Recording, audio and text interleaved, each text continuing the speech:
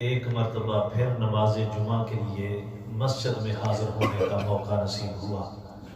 دعا ہے اللہ رب العزت ہم سب کی حاضری کو شرف قبولیت عطا فرمائے، آمین۔ تمام تر تعریفیں اللہ رب العزت کے لیے ہیں جو خالق کائنات بھی ہے اور مالک کائنات بھی، اور لا تعداد مرتبہ ہدیہ درود و سلام آقا نامدار مدنی تاجدار حضور سیدنا احمد مجتبی محمد مصطفیٰ صلی اللہ علیہ وآلہ وسلم کی بارگاہ عرش پناہ میں پیش کرنے کے بعد دعا ہے اللہ رب العزت مجھے حق بیانی کی توفیق عطا فرمائے، مجھے اور آپ کو سن کر اس پر عمل کرنے کی توفیق عطا فرمائے، آمین۔ جو آیہ کریمہ میں نے آپ کے سامنے تلاوت کرنے کا شرف حاصل کیا ہے، یہ قرآن مجید کے 28ویں پارے میں سورہ مجادلہ کی آیت نمبر 12 ہے، جو آپ کے سامنے تلاوت کرنے کا میں نے شرف حاصل کیا۔ اللہ رب العزت قرآن پاک میں ارشاد فرماتے ہیں، اور جیسا کہ اکثر آپ علماء کے موضوعات میں ان کے ٹاپکس میں جب گفتگو شروع ہوتی ہے تو اکثر اوقات گفتگو جب شروع ہوتی ہے تو زیادہ تر آیات مقدسات جو پڑھی جاتی ہیں یا ایھا الذین آمنوا، اللہ رب العزت ایمان والوں کو ایڈریس فرماتا ہے، اور یہ جو آیہ کریمہ میں نے آپ کے سامنے تلاوت کرنے کا شرف حاصل کیا، اس میں بھی اللہ رب العزت نے ایمان والوں کو خطاب فرمایا، یعنی کہ آپ کو اور مجھے اللہ رب العزت یہ خطاب فرما رہا ہے۔ اب امام قرطبی اور ایک اور امام ہے، ان کا نام ابھی میرے ذہن سے نکل گیا، ابھی آ جاتا ہے، ملا علی قاری، وہ انہوں نے لکھا ہے کہ ایمان والوں کی جب آپ بات کرتے ہیں تو انہوں نے فرمایا ہے کہ کچھ محدثین اور مفسرین کے نزدیک ایمان والوں سے مراد صرف صحابہ اکرام نہیں، اور ایمان والوں سے مراد صرف اس وقت کے صاحب ایمان یا آج کے صاحب ایمان یا قیامت تک کے لیے آنے والے ایمان والے نہیں ہیں۔ وہ فرماتے ہیں بلکہ جب یہ آیت کہی جاتی ہے، اللہ فرماتا ہے یا ایھا الذین آمنوا، کہ اے ایمان والو، اس کے اندر اللہ رب العزت فرشتوں کو بھی شامل فرما رہا ہے، یعنی کہ فرشتے بھی یا ایھا الذین آمنوا کی آیت کے اندر شامل ہوتے ہیں، چونکہ وہ بھی ایمان والے ہیں۔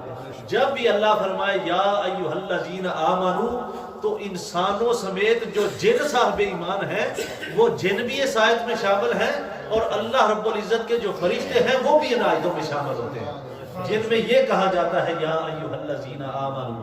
اور ایک بات جو اس سے اور واضح ہوتی ہے وہ یہ ہے کہ جب یہ کہہ دیا جائے یا ایھا الذین آمنوا تو اس کا مطلب ہوتا ہے آگے جو بات کی جا رہی ہے اس کا تعلق صرف اور صرف ایمان والوں کے ساتھ، کسی اور کے ساتھ نہیں۔ اب اللہ رب العزت ارشاد فرماتا ہے یا ایھا الذین آمنوا اذا ناجیتم الرسول، اے ایمان والو جب تم میرے رسول کے کان میں سرگوشی اور آہستہ سے جا کے سیپریٹ بات کرنا چاہو، توجہ ذرا فرما، آپ کہیں گے شاہ جی نویاں گلاں سانوں سناندے نے، پتہ نہیں کتوں کٹ کے لائے ہوندے نے، یہ اللہ کا قرآن ہے جو آپ کے سامنے میں عرض کر رہا ہوں۔ تو ایک تو ہوتا ہے کہ کوئی آپ کا پیر صاحب، آپ کا مرشد، آپ کا ٹیچر، آپ کے عالم دین، خطیب اور کوئی بھی ہستی ایسی ہو، اولیاء اللہ ہوں، وہ بیٹھے ہوئے ہیں اور ایک جنرل گفتگو ہو رہی ہے، سب کے سامنے باتیں ہو رہی ہیں اور وہ خطاب فرما رہے ہیں اور لوگ سن رہے ہیں، تو ایک تو بات وہ ہے۔ ایک بات ہوتی ہے اسپیشل آ کے بات کرنی، کان میں آ کے سرگوشی کرنی، اپنی سیپریٹ بات کرنی، سوال کرنا۔ اللہ رب العزت نے فرمایا ایمان والو اگر تم میرے رسول کے پاس آ کے سرگوشی کرنا چاہتے ہو، الگ سے کوئی بات میرے رسول سے کرنا چاہتے ہو، تو پھر کیا کرو؟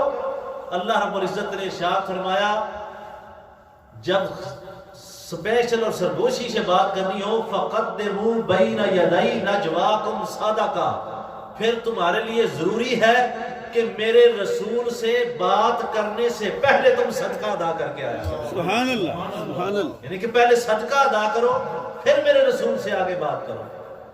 ذَلِكَ خَيْرٌ لَكُمْ وَأَطْهَرُ، اللہ رب العزت نے ارشاد فرمایا کہ تمہارے لیے بہتر ہے، اپنے اوپر بوجھ نہ محسوس کرنا. وہ اطہر، اور تمہارے دلوں کو یہ پاک کر دے گا، صاف ستھرا کر دے گا، تمہارے اندر پاکیزگی پیدا کر دے گا کہ جب بھی میرے مصطفیٰ سے تنہائی میں بات کرنا چاہو، میرے مصطفیٰ سے سرگوشی میں بات کرنا چاہو، اپنا الگ سے معاملہ آ کر رسول اللہ صلی اللہ علیہ وآلہ وسلم سے بیان کرنا چاہو تو ضروری ہے کہ اس سے پہلے تم صدقہ ادا کرو، اور صدقہ ادا کرنے کے بعد میرے مصطفیٰ سے آگے بات کرو. بولو علماء بیان فرماتے ہیں کہ بات تو ہو گئی، اللہ کا حکم آ گیا، صحابہ اکرام نے عمل کر لیا، یہ اللہ نے نازل کیوں فرمایا یہ حکم، ارشاد کیوں فرمایا کہ اس طرح کیا کرو؟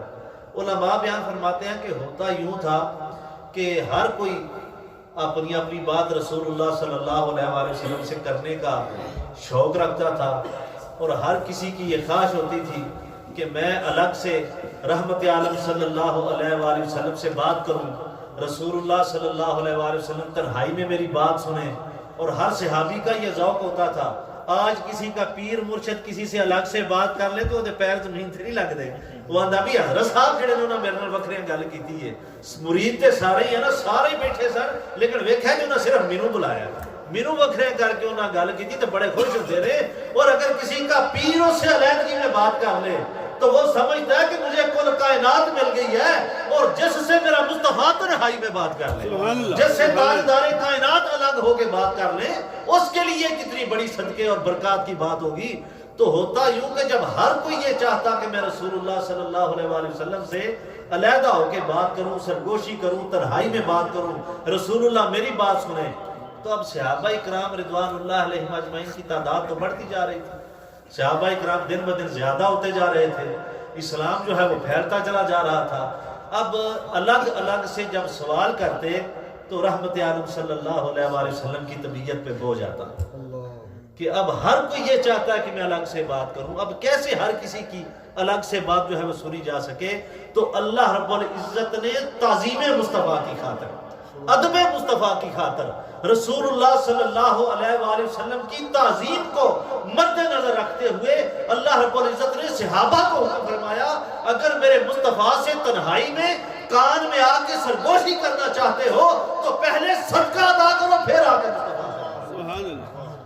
اور صدقہ ادا کرنا پھر یہ بات نہیں کہ اللہ نے فرمایا کہ صدقہ ادا کر کے آجو، فرمایا نہیں، جو اس کام کے لیے صدقہ ادا کرے کہ میں نے رسول اللہ سے بات کرنی ہے، جو اس کام کے لیے صدقہ ادا کرے ذالک خیر لکم، یہ اس کے لیے سب سے بہتر ہے، وہ اطہر، اور یہ کام اس کے اندر کو صاف ستھرا کر دے، اس کو پاکیزگی عطا فرما دے گا.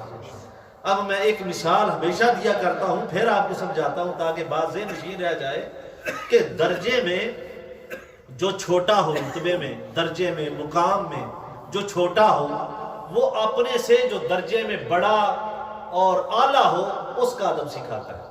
ایسا ہی ہوتا ہے نا بھائی، جو درجے میں چھوٹا ہو، طالب علم درجے میں چھوٹا ہوتا ہے، استاد درجے میں بڑا ہوتا ہے. بولیے، استاد درجے میں بڑا ہوتا ہے.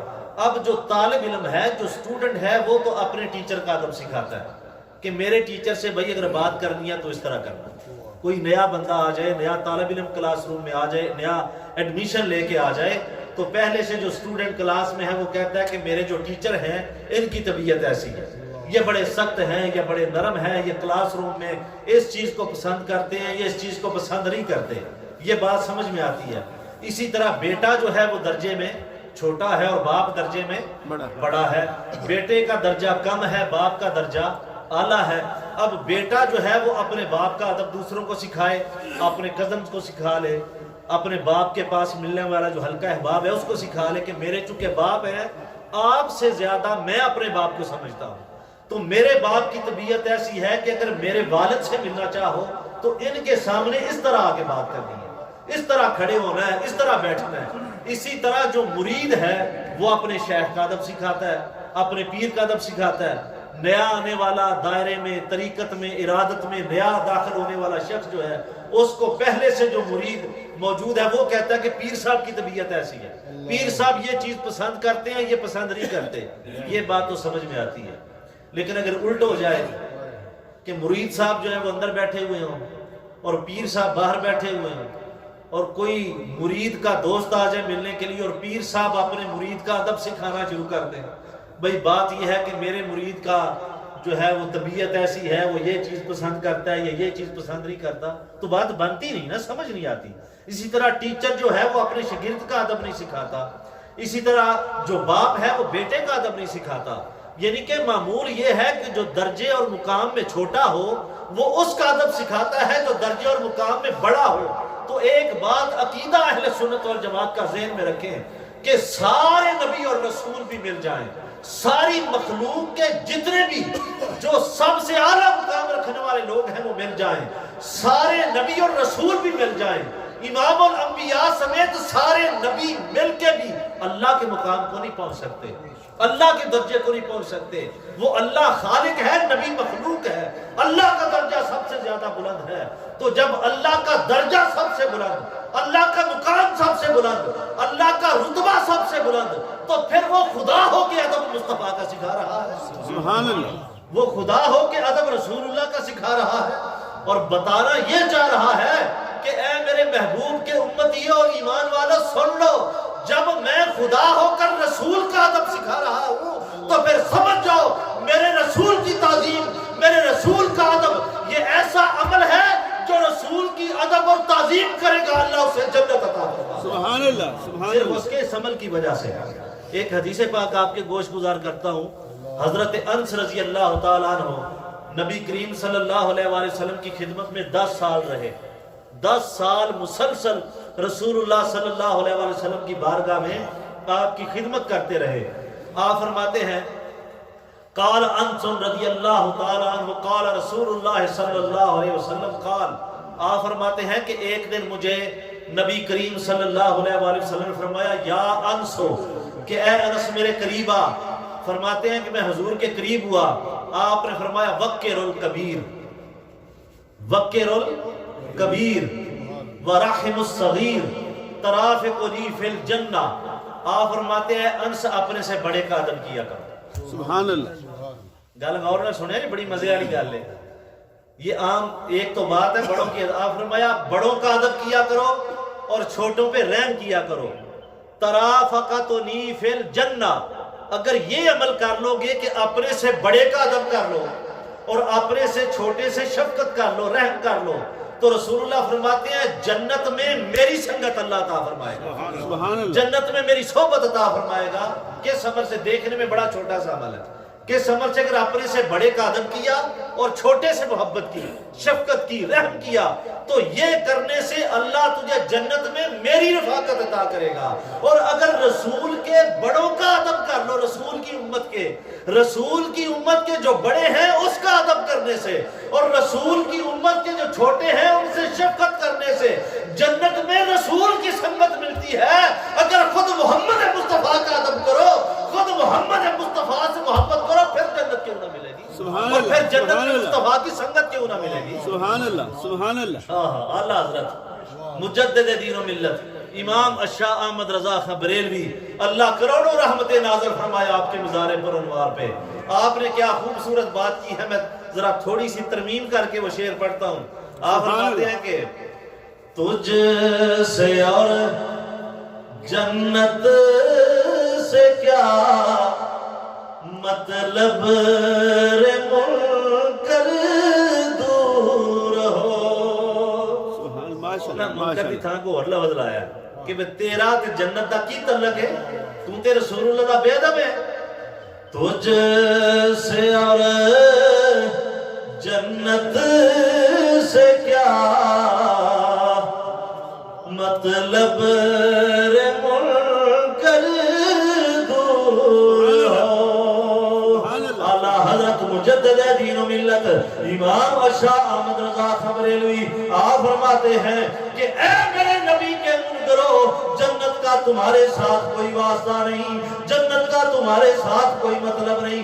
اگر جنت کی خواہش رکھتے ہو، اگر جنت کی آرزو رکھتے ہو تو مصطفیٰ کا ادب کرنا پڑے گا، مصطفیٰ کی تعظیم کرنا پڑے گی۔ اگر میرے نبی کا ادب نہیں، اگر محمد مصطفیٰ کی تعظیم نہیں، تو پھر سن لو تم سے اور جنت سے کیا مطلب رے منکر سبحان اللہ، دور۔ سبحان اللہ، تجھ سے اور جنت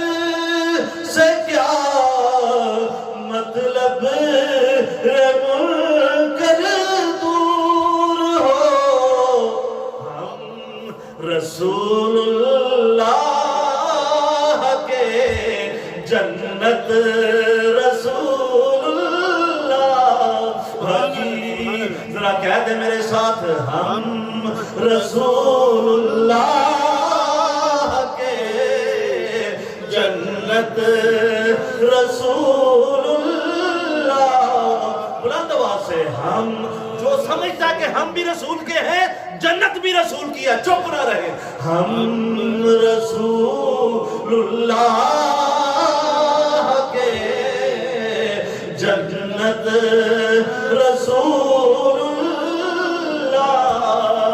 کی، ہم رسول اللہ کے جنت رسول اللہ کی، ہم رسول اللہ کے جنت رسول اللہ کی۔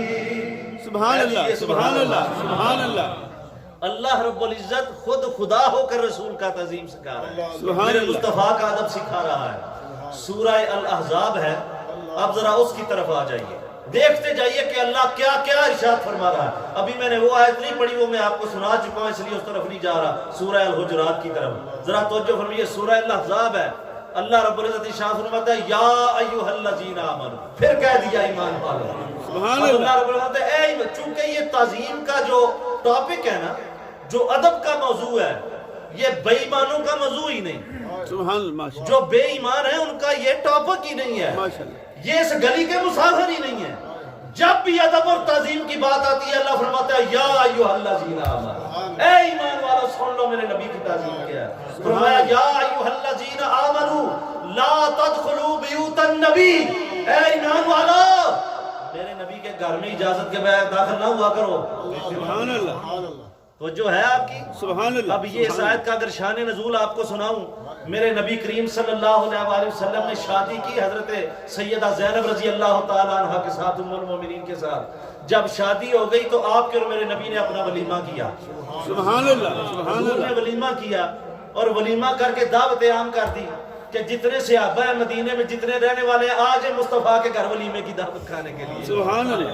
ایم این اے بلا لینا اپنے گھر شادی سے، کوئی ایم پی اے بلا لے، کوئی دنیا وڈیرا جاگیردار چودھری جناب اپنے گھر بلا لے کسی نو کہ میرے گھر آ جاوے ولیمے دی دعوت ہے، جی چوڑے ہو کے ٹنے چودھری صاحب بلایا سانو، اج سانو وزیر صاحب بلایا، اور میں صدقے جاواں انہاں دے نصیباں تو جڑے نبی دے گھر ولیمے کھان گے، سبحان اللہ، جڑے رسول اللہ دے گھر ولیمہ کھان گے۔ میرے نبی نے ولیمہ کیا، سارے صحابہ چلے گئے۔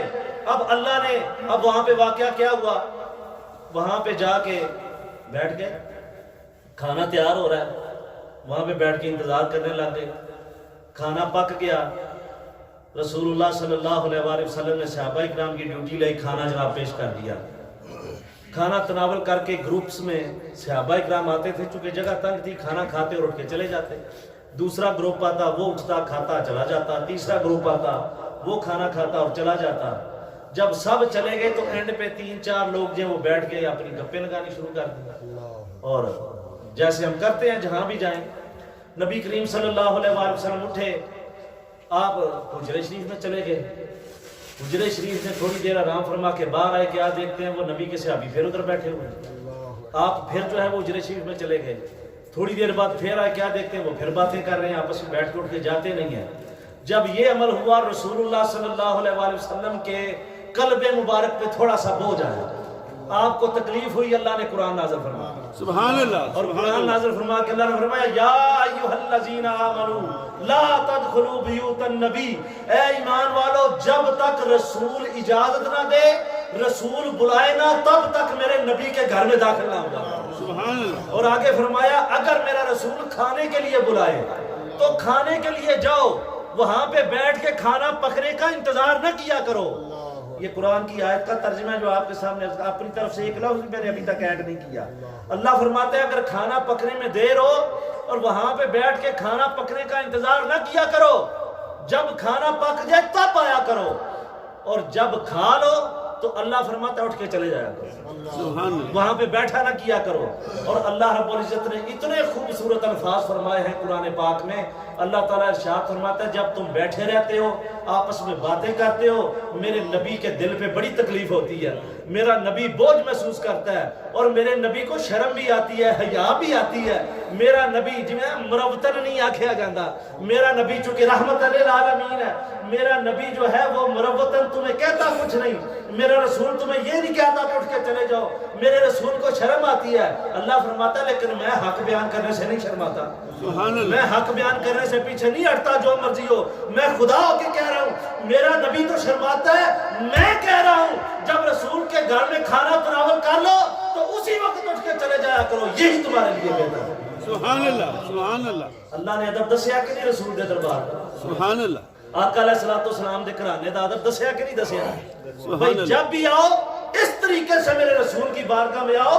اگر رسول بلائے تو پھر آؤ، اور پھر اگر کھانے پہ بلایا ہے تو کھانا پکنے سے پہلے نہ آؤ، اور اگر کھانا کھا لیا تو کھانے کے بعد نہ بیٹھو، بس اٹھ کے چلے جاؤ.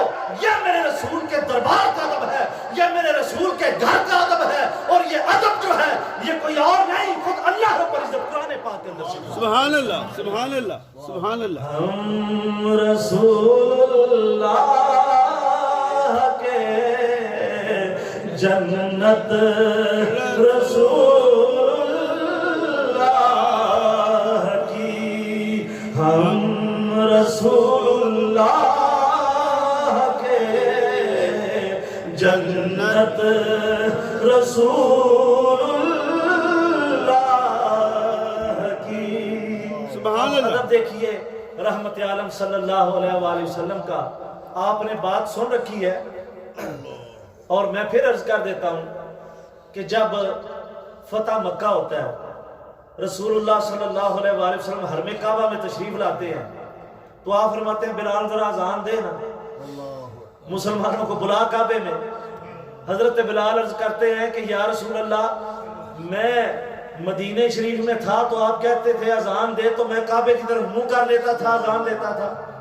رسول اللہ صلی اللہ علیہ وآلہ وسلم سے پوچھا آپ کیا کروں؟ آپ نے فرمایا کعبے کی چھت کے اوپر چڑھ جا اور کعبے کی چھت کے اوپر کھڑا ہو کے اذان دے. حضرت بلال عرض کرتے ہیں یا رسول اللہ مدینے میں تھا تو رخ کعبے کی طرف کرتا تھا، میں جنگوں میں جاتا آپ کہتے بلال اذان پڑھ، میں رخ کعبے کی طرف کرتا تھا. سفر میں بھی اذان ہوتی تو اپنا منہ کعبے کی طرف کر کے اذان دیتا تھا.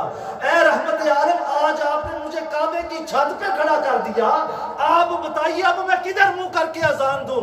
رسول اللہ فرماتے ہیں یہ تیرے نبی کی تعظیم ہے، یہ تیرے نبی کا ادب ہے. اب تو کعبے کی چھت پہ کھڑا ہو گیا، اپنا منہ محمد کے مکھڑے کی طرف کر کے اذان دے. سبحان اللہ، سبحان اللہ، سبحان اللہ.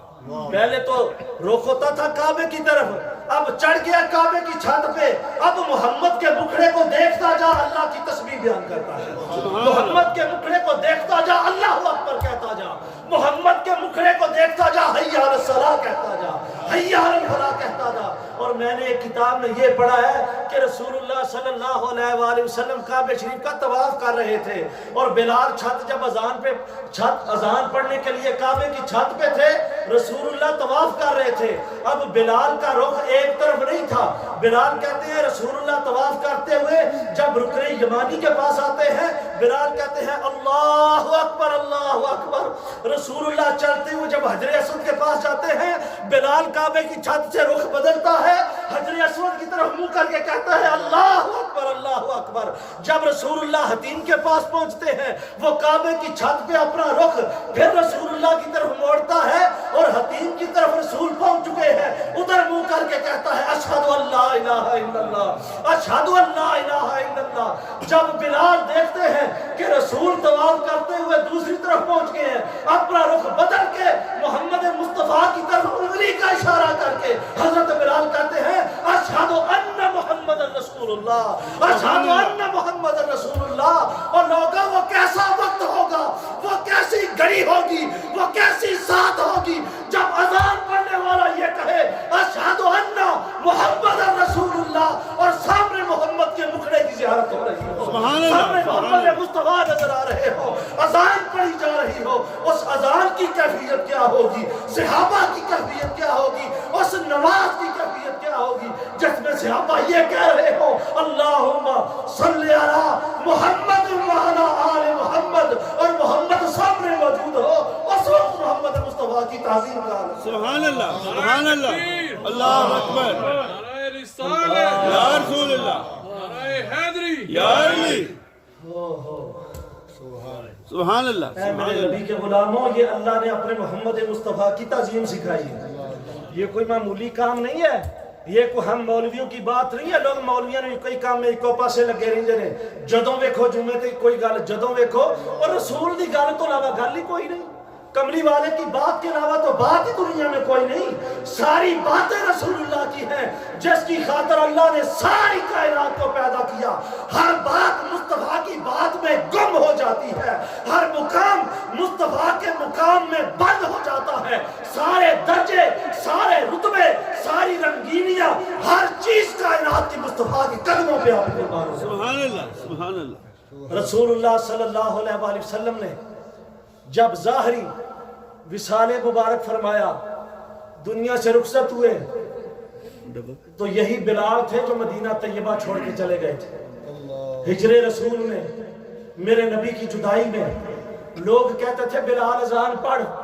حضرت بلال کہتے ہیں میں جب اذان پڑھتا تھا تو کہتا اشہد ان محمد رسول اللہ. مجھے سامنے محمد مصطفیٰ کا مکھڑا نظر آتا تھا. اب میں اذان پڑھتا ہوں، مجھے ظاہری طور پر حضور کا چہرہ نظر نہیں آتا. میں اذان نہیں پڑھ سکتا، میرے اندر ہمت نہیں ہے. حضرت بلال مدینہ چھوڑ کے چلے گئے.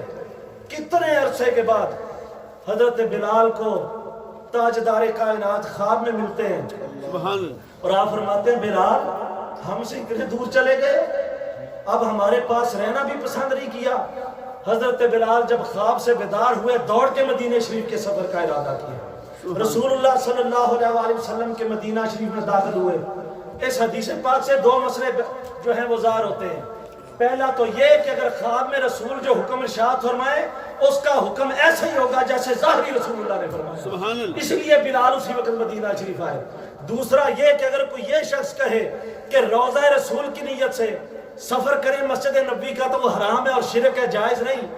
مسجد کی نیت ہونی چاہیے. اس کو حضرت بلال کی یہ حدیث سنا دو کہ رسول اللہ خواب میں مل کے کہہ رہے ہیں کہ مجھ سے جدا ہو گئے ہو، محمد مصطفیٰ کو ملنے کا دل نہیں کرتا. خواب میں رسول اللہ کا حکم سن کر رسول کی قبر کی زیارت کے لیے آتے ہیں. سبحان تو اللہ. صحابی حضور کی روضہ انور کی نیت سے سفر کر کے مدینہ شریف میں پہنچتا ہے. حضرت بلال جب آتے ہیں مدینہ شریف میں، حسنین کریمین سے ملاقات ہوتی ہے. حضرت امام حسن، حضرت امام حسین علیہ السلام سے جب ملاقات ہوتی ہے، پیار کرتے ہیں. صحابہ کہتے ہیں بلال اذان دو. حضرت بلال فرماتے ہیں نہیں، میں اذان نہیں دے سکتا، میرے اندر وہ جرت نہیں ہے، میرے اندر ہمت نہیں ہے کہ اب میں اذان دوں. حسنین کریمین نے حکم دیا کہ نہیں، آج ہمیں اذان سنائیں، ہم اپنے نانا کا نام آپ کی زبان سے سننا چاہتے ہیں. حضرت بلال جو ہیں انہوں نے اذان دینا شروع کی. اذان دینا جب شروع کی، یہ کتابوں کے اندر، حدیث اور سیرت کی کتابوں کے اندر لکھا ہے، حضرت بلال نے کہا اللہ اکبر اللہ اکبر. جب حضرت بلال کی آواز سنی، مدینہ منورہ سے لوگ گھروں سے باہر نکل آئے، عورتیں گھروں سے باہر نکل آئیں. اللہ کی عزت کی قسم میں نے کتابوں میں پڑھا ہے، مدینے کے لوگ نے یہ سمجھا شاید آج دوبارہ رسول اللہ تشریف لے آئے ہیں، شاید آج محمد مصطفیٰ مسجد نبوی میں خود تشریف لے آئے ہیں. بلال کی اذان سے یوں لگتا ہے، کتابوں میں لکھا ہے کہ جب رسول اللہ نے وصال فرمایا اس وقت کے بعد پورے مدینے میں لوگ اتنا نہیں روئے جتنا اس دن روئے جتنے بلال نے آگ دوبارہ پڑھی. اور حضرت بلال اذان پڑھتے جاتے تھے، صحابہ روتے جاتے تھے، صحابہ کی آنکھوں میں آنسو جاری تھے.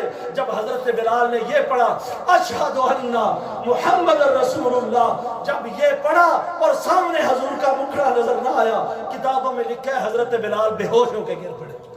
آپ اپنی اذان کو مکمل نہیں کر سکے. یہ محبت تھی رسول اللہ کی، یہ ادب تھا رسول اللہ کا. ہم رسول اللہ کے جنت رسول اللہ کی. ذرا بلند آواز سے میرے ساتھ پڑھیے، ہم رسول اللہ کے جنت رسول اللہ. ہم رسول اللہ کے جنت رسول اللہ کی. اللہ رب العزت ہمیں عمل کی توفیق عطا فرمائے آمین آمین اور رسول اللہ صلی اللہ علیہ وآلہ وسلم کے ادب اور آپ کی تعظیم میں ہمیں جینا مرنا نصیب فرمائے آمین آمین وما علینا الا البلاغ